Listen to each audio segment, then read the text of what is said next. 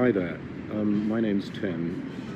I'm the author of this book, The Ecological Thought, and I wrote it in English about 10 years ago. It was my favourite book to write from a purely writing point of view, because I just wrote it in 3 pages, and then I just kept adding more and more sentences to those 3 pages until the whole thing was ready. So I feel myself like it's one of my most integrated books, and I feel like it's one of the most solid kind of through composed arguments that I've ever made. I'm really, really proud of it, and I'm really honoured that Zulma chose this one to publish first. That's so great. I'm trying to argue that,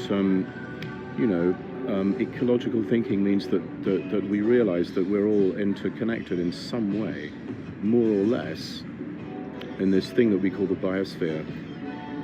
And that this means that traditional concepts that we have, like nature, don't really work, because nature implies that, there's something over there, called nature, something over there, right? Like, or maybe it's in here, maybe it's in my genes, but it's never actually this thing, right here. But precisely that's the issue. The ecological awareness means that we are part of a biosphere and we have an effect on it. It's very simple, but the implications for thinking are incredibly profound. One of the things is that the beings in this network, the beings in this biosphere, when you really start to chew this idea that we're interconnected, actually become very sort of weird and strange and uncanny, because we're sort of like them, but we're not like them, to be very simplistic about it. And this also implies that, in a funny way, these beings are kind of more like the people that we call people than they are like objects, in the traditional sense of sort of objectified entities, and they are, we're as capable of being people as they are, if you see what I mean.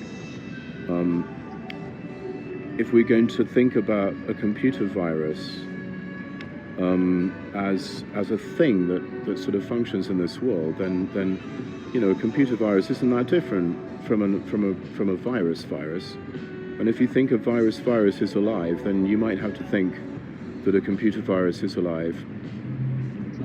So, the idea that ecological awareness means dealing with these kinds of beings, like foxes and birds, rather than computer viruses and oil tankers, is clearly mistaken from a deep philosophical point of view, and obviously from a practical and also political point of view.